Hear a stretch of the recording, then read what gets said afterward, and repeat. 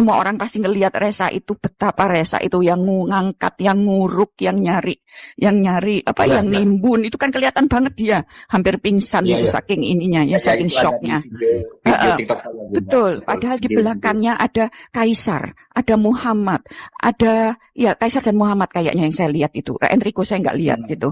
Tapi menurut saya nggak, yang kecil-kecil kayak gitu kan nggak mungkin dibohongin. Jadi maksudnya wajah kan nggak mungkin bisa apa ya Pak, dibuat-buat gitu ya buat saya gitu ya, kalau wajah lagi sedih kayak Resa gitu. Jadi Iya. ya itu contoh-contoh kecilnya aja.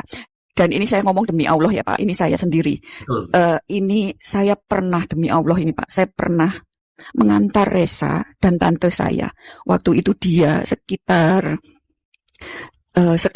SMP kalau nggak salah ya Pak, dia datang ke Jakarta. Kemudian sama tante saya ya Pak, kan ada nikahan keluarga di Jakarta. Keluarga kami, maksudnya bukan keluarga Bu Emil. Kemudian mereka menginap di rumah saya gitu. Rumah saya Pejaten Timur Bapak. Rumah Denada itu Pejaten Barat. Pejaten Barat. Jadi kami hanya selisih 3 kilo gitu ya Pak. Terus Tante Ratih bilang, Dok Terno, anterin aku ke rumah Mbak Emil. Aku dipanggil disuruh ke sana. Saya benar-benar lupa itu tahunnya, tapi saya ingat Resa SMP. Resa bawa naik mobil bertiga itu, saya tante sama Resa gitu. Aku ikut kata Resa. Ikutlah. Kayaknya Resa itu udah feeling kalau ini ibunya gitu ya Pak. Karena kebetulan ada Denada di situ di rumah Bu Emil. Saya tuh nunggu Pak momen, ya pasti semua orang nunggu momen itulah Pak gitu loh maksudnya. Ya saya sendiri kan nggak pernah ngelihat mereka dalam jarak berdekatan gitu.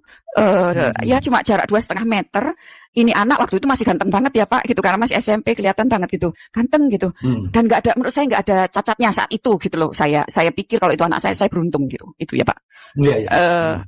Itu saya lihat wajahnya. Ini maaf, ini mungkin hanya pendapat saya mungkin ya. Wajahnya Dena itu kayak orang ketakutan. Jadi kayak orang, mohon maaf, kalau saya nggak bisa menahan diri, mungkin saya pukul itu wajahnya. Udah mungkin, apa ya, saya udah pengen ngeprok itu kalau orang Jawa Pak. Gimana sih Pak? Ya karena saya lihat dia itu iya saya emosi, karena saya melihat, iya, karena saya melihat dia itu melihat anaknya seperti melihat penyakit ini dalam pikiran saya ya Pak, gitu. Seperti melihat penyakit. Itu yang saya makanya waktu berita ini keluar, saya baru mengerti ternyata ini dimasukkan ke pengadilan. Kami semua itu keluarga besar tuh nangis, mungkin 2 hari 2 malam, ada yang seminggu masih nangis kalau kami teleponan. Karena kami tahu perihnya, gitu loh Pak. Karena kami tahu perihnya. Jadi waktu itu terus si Resa juga yang takut-takut gitu ya Pak. Terus dia bilang gini, Mbak, maksudnya ke Dena, Mbak boleh minta foto, dia bilang gitu. Terus Dena itu mungkin udah kagok, jadi dia langsung bilang, oh iya boleh. Tapi Bapak tahu posisi fotonya, kan saya yang motretin waktu itu, masih zaman BlackBerry ya, mungkin udah hilang fotonya ya Pak. Iya.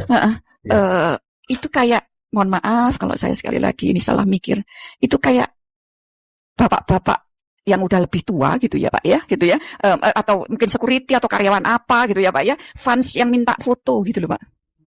Paham ya Pak ya? Gitu loh perlakuannya. Gitu ya? Iya, kayak misalnya ada security atau Pak Satpam atau siapa yang lewat depan rumah, terus Mbak Dena ada boleh minta foto. Nah itulah gayanya Pak. Gayanya. Jadi ada jarak sekitar 75 cm gitu, berdiri, bukan mepet, bukan. Enggak, ada jarak 75 cm atau 60 cm gitu berdiri, dan saya foto. Karena saya ngelihat kan, fokus saya ke Resa, bukan ke Denadanya gitu. Cuman kan buat anak kecil yang sudah agak dengar bahwa ini adalah ibunya, kemudian ibunya memperlakukan kayak gitu, gimana coba saya yang cuma bertiga di situ yang ngelihat Pak? Iya kan? Dia batin dia. Aduh, iya, pasti dia batin. Orang saya aja pengen marah gitu. Apalagi anak ini gitu. Saya itu nggak ngerti di mana salahnya anak ini pada saat itu ya Pak gitu. Nah, kebetulan gini, kadang-kadang ya refleksnya kami juga ini, kami akuin kami juga salah ya Pak gitu. Kadang-kadang refleksnya kami di rumah di Banyuwangi itu ya. Kami ini ngelihat bahwa ini gimana sih anak orang kok dititipin ini, wong ibunya nggak miskin gitu. Ya kan kita pasti mikirnya refleksnya gitu ya, kok dititipin ke orang yang lebih nggak mampu gitu loh. Gitu maksudnya ya Pak. Jadi kadang-kadang kalau ada apa-apa gitu kita memang agak cuek, itu salah kami juga Pak. Nah, kemudian ini lagi yang berat yang harus dihadapi Resa ini kalau saya ceritakan. Setiap kali ada tamu, ada lebaran atau ada inian, kan semua anaknya tante saya ikut. Terus Resa ikut, tetapi kan teman-temannya Tante Ratih nggak tahu bahwa ini anaknya anaknya Ada. anak Denada atau anak Tante Ratih, dikiranya kan anak orang lain yang ikut ke situ, maksudnya yang nempel atau apa gitu kan ya Pak ya. Jadi yang kalau misalnya ngasih angpau atau ngasih apapun lah Pak, pasti yang dikasih kan anaknya Tante Ratih yang 1, 2, 3 gitu kan. Bener nggak Pak? Iya. Karena kan setahu mereka anak Iya. Tante Ratih 3 gitu loh. Bayangin Nah, berapa kali Resanya nangis pasti tangga Tante Ratih, itu saya tahu Pak gitu.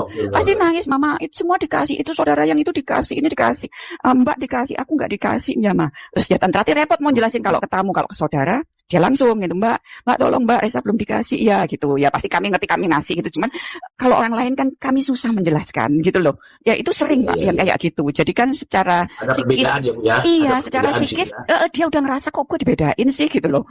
Iya.